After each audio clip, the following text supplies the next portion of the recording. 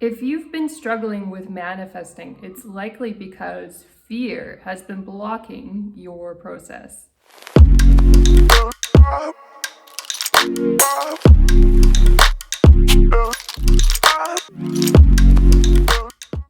Hi, my name is Leah Chantel, and I'm talking today about how and why fear blocks our process of manifesting and how it's often the key that unlocks the process of manifesting for us. So if there's something we have failed to manifest in our lives that we want, let's say, for example, we want to manifest a life partner and we haven't been able to manifest it, one of the things that could be blocking us is fear. So our fears of finding the wrong person may be greater than our desire to find the right person.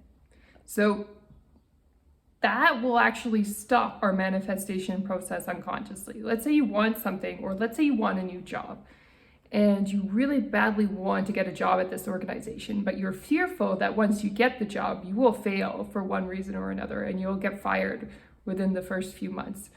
What will happen if you begin the process of working on manifesting this new job is slowly you'll start to slack off. You'll kind of stop doing the things that you need to do in order to get the job, and you'll decide to put your focus and energy into something else that interests you in the moment. It could be a form of procrastination, or it could be that something else in your life pops up completely unexpected that's also important to you, that's a conflicting priority. So when those things happen, it's often because we have fear around the thing we're trying to manifest, and that fear is greater than the desire for what we're trying to manifest in our lives. For example, let's say you're trying to manifest a house and you need a certain down payment to get the house. Well, your fear of not having the money available could be greater than your desire to save the money. It's often said that we're a lot more fearful about losing $10,000 than not earning $10,000. The pain of actually losing it, even though not earning it is kind of the same result, we're less fearful about that than we are about losing.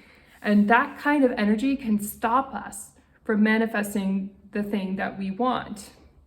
So another example of why we don't manifest the things that we want that are related to fear is that our fears act as blinders, so we can't appropriately define what we want. One of the biggest blocks to manifestation is that we can't really define or articulate the very thing that we want. And why is that? Is it because we're just not thinking through what we want or taking time to really articulate the vision at the front of what we want before we start going after it? And that can be true. Sometimes we're not accurately envisioning what we really want, and we need to do that. But what are one of the reasons why we don't do that? It's because we're actually fearful that it won't work out. So why articulate a specific vision when it probably won't work out? Let's say you're thinking about buying a house in Vancouver. Well, it's millions of dollars to buy a house in Vancouver, and so you're probably really scared. It's just like, oh, I'll just keep it vague and I'll keep it general and I'll buy whatever I can get because the prices are so high. And instead, what you want to do is visualize and articulate the exact house that you want in the exact city, not keep it vague. Of course, it can evolve and change. There's nothing wrong with that over time. But you need to start with a specific vision or a specific idea that you're going for and then go after it. And then when you get closer to that result, if you want to go back and adjust and refine what you're working on during the process, that's okay. Like, a lot of projects get adjusted and refined in the process as you get more feedback on what's going on and how you need to work on it. But if you keep it too vague in the front, you don't really know when you've achieved your goals. You know, when you don't measure, you don't achieve the things that you're looking to achieve. And our fear can put us in that position where we're not measuring, where we're not making sure that we're on track and achieving the thing that we want to do, because then we're afraid of disappointing ourselves, right? And the other thing that fear blocks us from doing is accessing our intuition. Maybe our goals and dreams and ambitions are set on targets that other people believe are important to us, like our parents or our friends or our colleagues. Maybe we work in an office where everybody owns a BMW, and so you set your desire on owning a BMW as well. Well, that vision may have not authentically come from your heart. Maybe you're just trying to fit in with everybody else at your office. And so when you try to go to manifest the BMW, you're not able to manifest it for whatever reason, because you have other priorities or other desires that are a lot stronger than that priority that actually do come from your heart. And so our fear also blocks us from listening to our heart, because we think we can't authentically have what we want. Like, one of the biggest examples I think nowadays is that people are really fearful and scared about love and relationships. And in a lot of ways, yes, there is bad behavior and stuff to look out for, but in a lot of ways, relationships are actually kind of simple. Like, the key is to set boundaries in the area that you're really cautious about sharing with another person. If you're scared somebody's going to take an asset or somebody's going to put you down, whatever the fear is, it's like really all you have to do is set a boundary around it to protect yourself, really. And if the person is willing to accept it, then you've probably got a happy relationship. It's not that hard. And yet relationships are the scariest, most complex thing that bring up everybody's fear and traumas, although it's so simple, right? And yet it's something that everybody almost universally wants, sometimes a lot more than money. So what we have to do is deal with our fears. We have to understand what they are. If we leave them unconscious, then we're not going to understand what's actually blocking us. And so it's good to do an exercise where you write down what your greatest fears are. And maybe you think going broke is your greatest fear, but then even when you write that down, you might want to think, what's underneath that that's even more scary than going broke? Maybe it's losing the love of your family. Maybe it's living your life on the street homeless. Maybe it's being disrespected by somebody. And usually the homeless or the material things are not like the ultimate biggest fears. Usually our biggest fears are more emotional. They're more about losing love. I think people are a lot more scared of having a divorce or having a breakup than being homeless, ironically, although it is a common fear.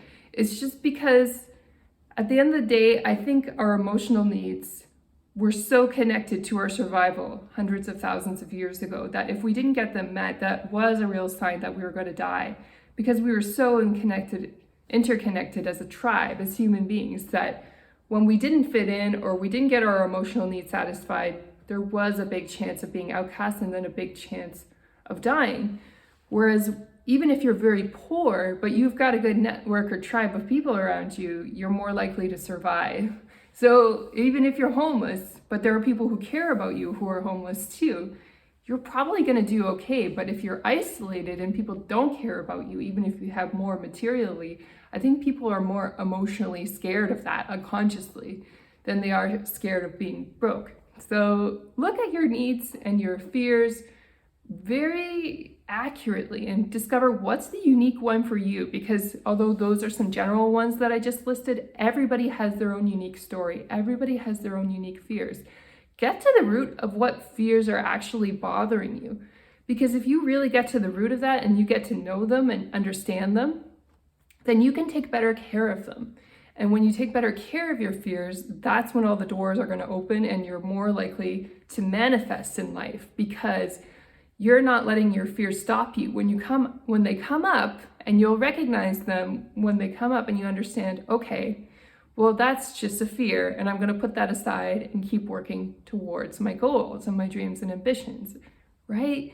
So when we understand what our fears are, that's when we've got the best chance of success. And maybe what our fears are pointing us to is that we haven't set our goals or priorities on the right things in life. Maybe we're too focused on abundance and money, and maybe we need to be more focused on what really matters in our life. Maybe it's spiritual growth. Maybe it's contributing back to society. That's the biggest priorities that we need to make.